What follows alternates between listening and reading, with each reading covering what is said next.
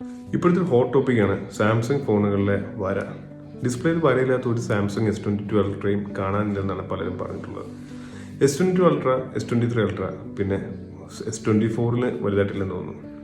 So എന്താണ് സാംസങ്ങിന് പറ്റിയെന്ന് നോക്കാം. ഈ സാംസങ്ങിന് പറ്റിയ പ്രശ്നം എന്ന് വെച്ചാൽ, അല്ലെങ്കിൽ എനിക്ക് തോന്നിയിട്ടുള്ളത്, പലരും നെറ്റിനകത്തൊക്കെ തപ്പി നോക്കിയപ്പോഴത്തേക്ക് ഒരു ടേം കാണാറുണ്ട്, പ്ലാൻ ഒബ്സൊലസൻസ്. ഈ പ്ലാൻ ഒബ്സൊലസൻസ് എന്ന് പറഞ്ഞാൽ പണ്ടുള്ള കമ്പനികളെല്ലാം എത്ര വർഷം അവരുടെ പ്രോഡക്റ്റ് നീണ്ടു നിൽക്കുന്നുള്ള ഡ്യൂറബിലിറ്റിക്കാണ് കാശ് മുടക്കി ചെയ്തിരുന്നെങ്കിൽ, അല്ലെങ്കിൽ ഡ്യൂറബിലിറ്റിക്ക് വേണ്ടിയാണ് അവർ R&D ചെയ്തിരുന്നെങ്കിൽ, ഇത് ഒരു കമ്പനി അല്ലെങ്കിൽ ഒരു പ്രോഡക്റ്റിന് ആ ലൈഫ് ടൈം അവർ തീരുമാനിക്കുന്ന ലൈഫ് ടൈം ഉണ്ട്. ആ ടൈം കഴിയുമ്പോഴത്തേക്കും അടിച്ചു പോകുന്ന രീതിയിൽ, അല്ലെങ്കിൽ ആ പ്രോഡക്റ്റ് നമുക്ക് യൂസബിൾ അല്ലാതെ നമ്മളെ കൊണ്ട് അപ്ഗ്രേഡ് ചെയ്യിക്കാനായിട്ട് പ്രേരിപ്പിക്കുന്നു. ആ ഒരു പ്രക്രിയയെ പറയുന്ന പേരാണ് പ്ലാൻ ഒബ്സൊലസൻസ്. ഈ സംഭവം തുടങ്ങിയത് സാംസങ്ങിലൂടെ ഒന്നുമല്ല. സാംസങ് അങ്ങനെയാണെന്ന് അവർ എപ്പോഴും പലരും ചോദിച്ചിട്ടുണ്ടെങ്കിലും, സാംസങ് കമ്പനി ഇതിനെയൊക്കെ നിഷേധിച്ചിട്ടുണ്ടെങ്കിലും, പലരും ഇതൊരു പ്ലാൻ ഒബ്സൊലസൻസ് ആണെന്ന് പറയുന്നു. കാരണം എനിക്കൊരു സാംസങ് ഗാലക്സി S3 ഉണ്ടായിരുന്നു. സാംസങ് ഗാലക്സി S3 ഞാൻ ഒരു 1-2-3 വർഷം ഉപയോഗിച്ച് നമ്മൾ യൂസ് ചെയ്ത് ലാസ്റ്റ് പണ്ടൊക്കെ ആമോലെഡ് സ്ക്രീനിന്റെ അവസാനം അല്ലെങ്കിൽ ഡെത്ത് എന്ന് പറയുന്നത് മൊത്തത്തിൽ പച്ച കളറായി പോകും. കാരണം ആമോലെഡ് സ്ക്രീനിന്റെ പ്രൈമറി കളർ പച്ചയാണ്. സോ ആ LED ലാസ്റ്റ് സ്റ്റേജ് അല്ലെ LED അവസാനം ചത്തു പോകുന്ന ഒരു പച്ച കളറിലോട്ടായിരിക്കും. അപ്പോൾ നമ്മുടെ ഡിസ്പ്ലേ മൊത്തത്തിൽ പച്ചയായി പോകും. അങ്ങനെ പച്ചയായി പോകുന്നത് നമുക്ക് മനസ്സിലാക്കാൻ പറ്റും, അണ്ടർസ്റ്റാൻഡബിൾ ആണ്. കാരണം ഇത്ര വർഷമാണ് ഒരു LED ലൈഫ് കൊടുത്തിട്ടുള്ളത്.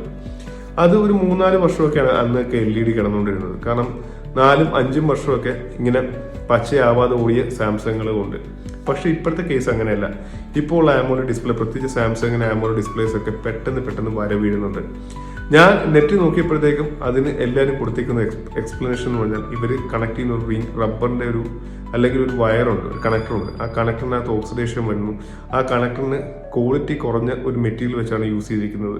അതുകൊണ്ട് പെട്ടെന്ന് ആ കണക്ടേഴ്സ് ഓക്സിഡൈസ് ആവുന്നു. അതാണ് പ്രശ്നം എന്നാണ് പറയുന്നത്. സോ എന്താണ് പ്ലാന്റ് ഒബ്സൊലസൻസ് എന്ന് നമുക്ക് നോക്കാം. പ്ലാന്റ് ഒബ്സൊലസൻസ് എന്ന് പറഞ്ഞാൽ, പണ്ട് ഫീബസ് കാറ്റൽ എന്ന് പറഞ്ഞ കാറ്റൽ ഉണ്ടായിരുന്നു. പണ്ടുള്ള ടങ്സ്റ്റൺ വെച്ചിട്ടുള്ള ബൾബ് അല്ലെങ്കിൽ ഫിലമെന്റ് ഉപയോഗിച്ചുള്ള ബൾബിനെല്ലാം മുടിഞ്ഞ ആയുസായിരുന്നു. 5000 മണിക്കൂറൊക്കെയാണ് ഓരോ ബൾബ് നിന്നുകൊണ്ടിരുന്നത്. അങ്ങനെ 5000 മണിക്കൂറൊക്കെ ബൾബ് കത്താൻ തുടങ്ങിയപ്പോഴത്തേക്കും കമ്പനികൾക്കൊന്നും റീപർച്ചേസ് വരുന്നില്ല.